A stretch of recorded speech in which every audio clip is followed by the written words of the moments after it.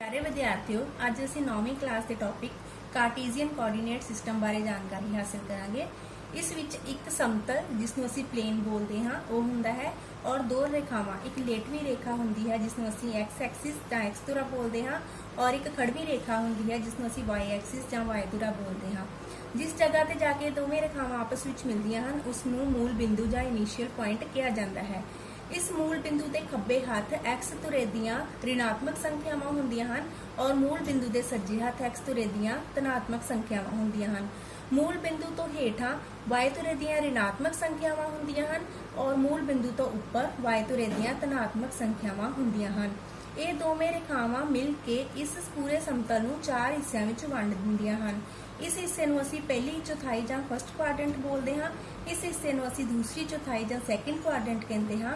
ये हिस्सा तीसरी चौथाई यानी कि थर्ड क्वाड्रेंट है और ये हिस्सा चौथी चौथाई यानी कि फोर्थ क्वाड्रेंट है।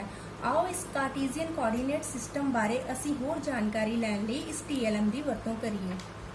ये TLM दो तरीके नाल साडी सहायता करती है। एक तो ये कि अगर इस प्लेन दे विच किसी भी पॉइंट की पोजीशन मैनूं पता है कि वो पॉइंट कित्थे है तो उसके निर्देशांक मैं जान सकती हाँ। तो दूसरा ये कि अगर किसी पॉइंट के निर्देशांक पहला तो ही मैनूं पता होण तो वह असीं जान सकते हैं कि इस प्लेन विच किहड़ी चौथाई विच वो पॉइंट आउंदा है। मान लो मैं इस पॉइंट की पोजीशन बारे जानना चाहती हाँ कि इसके निर्देशांक की हैं, एक्स धुरे और वाई धुरे तो कितनी दूरी है। आओ इस बारे जानकारी हासिल करिए। असीं इसकी दूरी नूं चैक करांगे।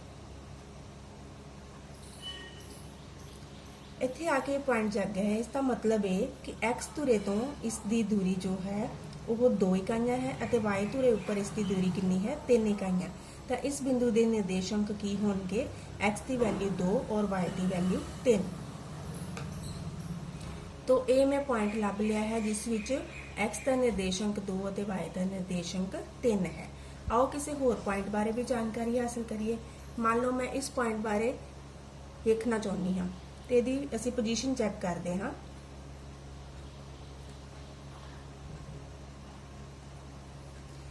इत्थे आके पॉइंट हाईलाइट हो गया। इसका मतलब है कि एक्स धुरे उपर इसकी दूरी -4 इकाइयां है और वाई धुरे उपर भी इसकी दूरी -4 इकाइयां है। तो इसके निर्देशांक साडे कोल की आ गए -4 और -4। इस पॉइंट नूं मैं आर नाल डिनोट कर दिता। इसके निर्देशांक हैं -4 ते -4। इस तो इलावा अगर मान लो मैनू पहला तो ही किसी पॉइंट के निर्देशांक पता हैं -4 और 2, हुण मैं वेखना चाहती हाँ कि वो इन्हां विचों किस चौथाई दे विच आवेगा।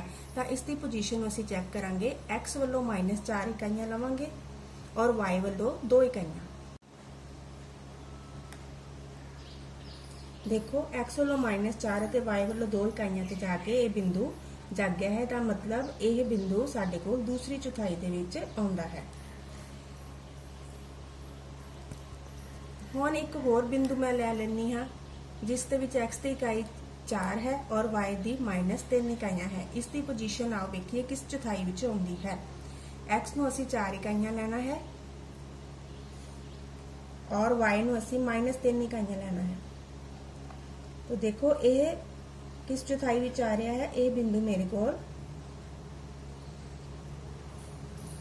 चौथी चौथाई विच आ गया। इसका मतलब इसकी पोजीशन की है इस चौथी चौथाई दे विच। तो इस TLM की सहायता नाल असी बिंदु के निर्देशांक और उसकी इस विच पोजीशन बारे जानकारी हासिल की। उम्मीद है कि तुहानू कार्टीजियन कोऑर्डिनेट सिस्टम बारे पूरी जानकारी मिल गई होगी। धन्यवाद।